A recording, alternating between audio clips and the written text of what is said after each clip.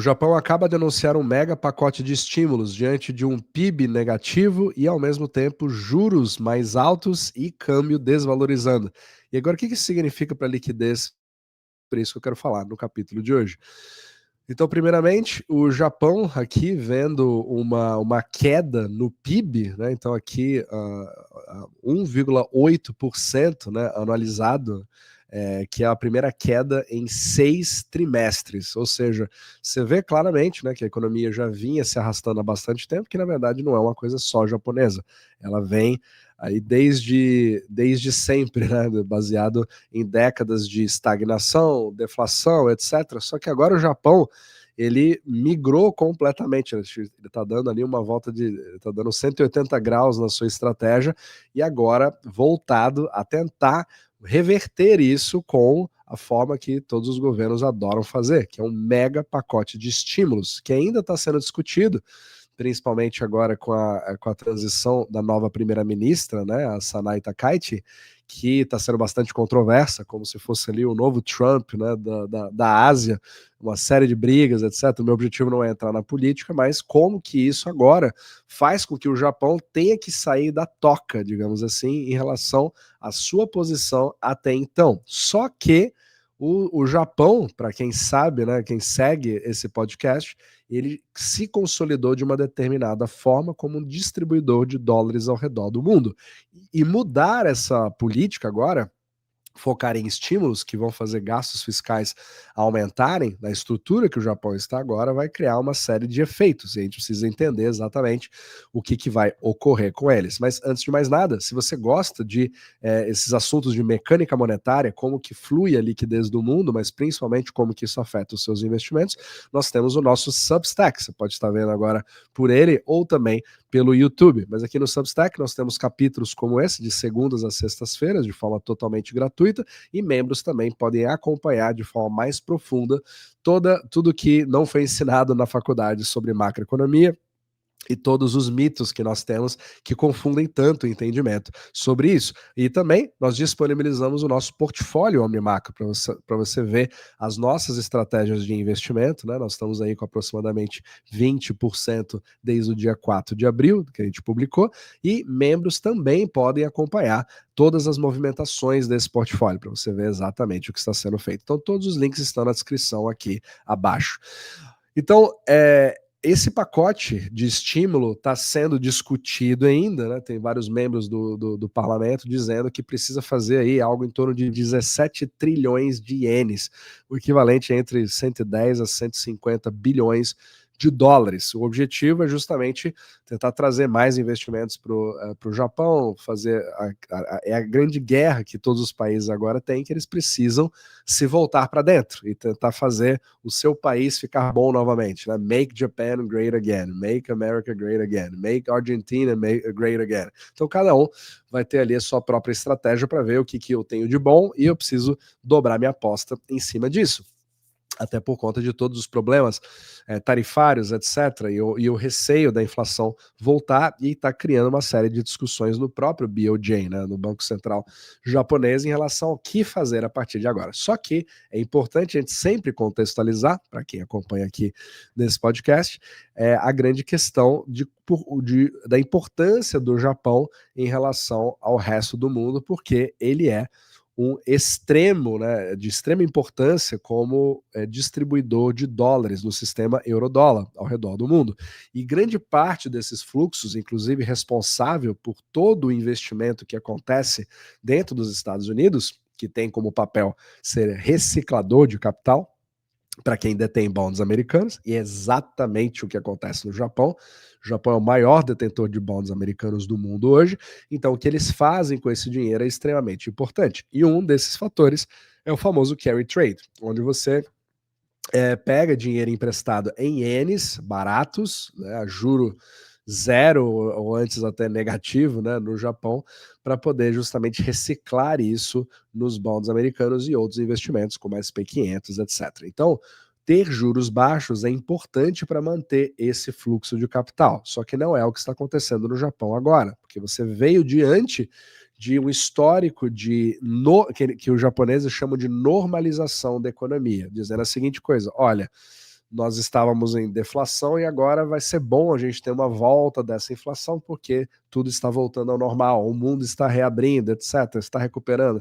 Eu já disse, né, tem toda uma playlist que eu falo sobre o Japão e você vai poder ver por que isso não é bem dessa forma. Pelo contrário, você vê ali como se fosse uma grande recessão mundial com cada vez menos demanda e os países vão tentando fazer o que é melhor, o que eles acham que vai resolver o problema.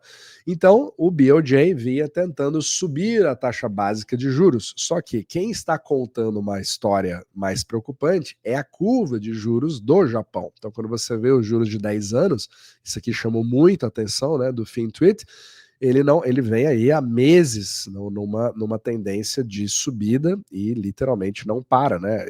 E no Japão, apesar de parecer ser muito pouco, né, 1,73%, é bastante alto para padrões japoneses. Por quê? Porque como o Japão foi justamente o idealizador, né, um dos pioneiros junto com a Suíça do famoso juro negativo, você tem 17 anos de acúmulo do sistema bancário japonês de títulos japoneses, que são os famosos JGBs, que pagam juros negativos. E isso está nos balanços bancários. Então, ao fazer a subida de juros, ou os juros também da curva começarem a subir, você tem o problema de desvalorizar cada vez mais o patrimônio que está dentro dos balanços. Então, você não quer criar um problema bancário. E, ao mesmo tempo, você começa a criar mais problemas para o carry trade, porque afinal de contas, se eu tenho um tipo de financiamento que está cada vez mais caro pegar em ienes, isso atrapalharia, em princípio, o carry trade, porque eu preciso de um delta muito bom. Só que nesse exato momento nos Estados Unidos, você ainda tem juros relativamente altos. Então aqui o objetivo não é criar as famosas narrativas, né, de Twitter dizendo que a partir de agora vai destruir o carry trade e a partir desse momento você cria um desinvestimento na SP500 e volta tudo para o Japão, etc. Porque não é bem assim. Até porque esse movimento de desfazer o carry trade, ele já foi tão detectado na internet que eu acredito que os participantes do carry trade sabem exatamente o risco que eles estão correndo, né?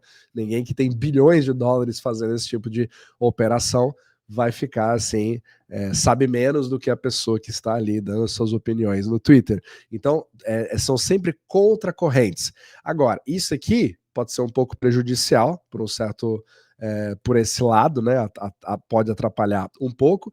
Por outro lado, ele mostra que você está tentando ter a expectativa, ou pelo menos o mercado de bonds tem a expectativa de que você terá inflação maior, certo? Então a parte longa da curva, principalmente, ela reflete muito mais nas expectativas de crescimento e também de inflação. Nessa, talvez seja mais de inflação do que crescimento, até porque o PIB deu uma retraída. Então vamos ver como que as coisas vão se comportando, e geralmente é o BOJ que vai ter que seguir o que essa curva está dizendo. Então, será que agora o BOJ vai voltar a fazer a subida de juros? Então vai ser muito interessante acompanhar essa parte no Japão. Agora, o iene é que está contando realmente uma outra parte da história que é importante ver, que é voltando aqui a sua desvalorização desde basicamente nos últimos meses aqui, ó, desde abril o iene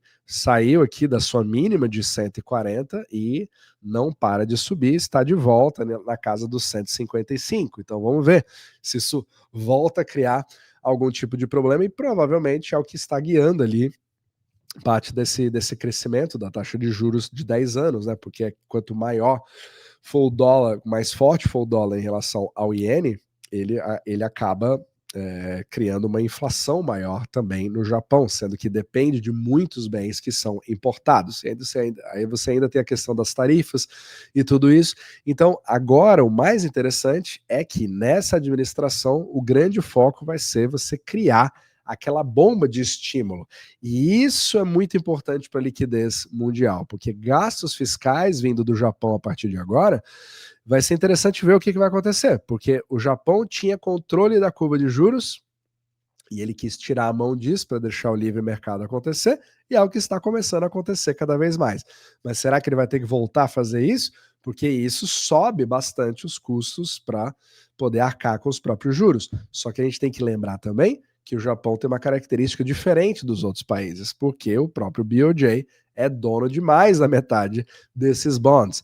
Então, eles podem, né, querer voltar para aquele, o que a gente chama de yield curve control, né, que é o controle da curva de juros, para tentar controlar tudo isso. Mas como a gente sempre fala, é impossível você controlar os dois. Você não consegue controlar a moeda e também os bonds ao mesmo tempo. Você tem que dar preferência para um do que para outro. Então, em tese, um iene mais fraco, ele acaba ajudando um pouco no carry trade, apesar dos juros estarem um pouco mais altos. Então, tudo isso meio que se contrabalança. Então, você tem aquela grande preocupação que acontece nos mercados, mas, ao mesmo tempo, já faz meses que se prevê uma explosão da economia japonesa, etc. Mas talvez o que seja mais relevante do que tentar prever se isso vai de fato criar sérios problemas ou não, é que o Japão agora está começando a se consolidar como um país que sai daquela parte de contribuir negativamente para a liquidez do mundo e ele passa a contribuir mais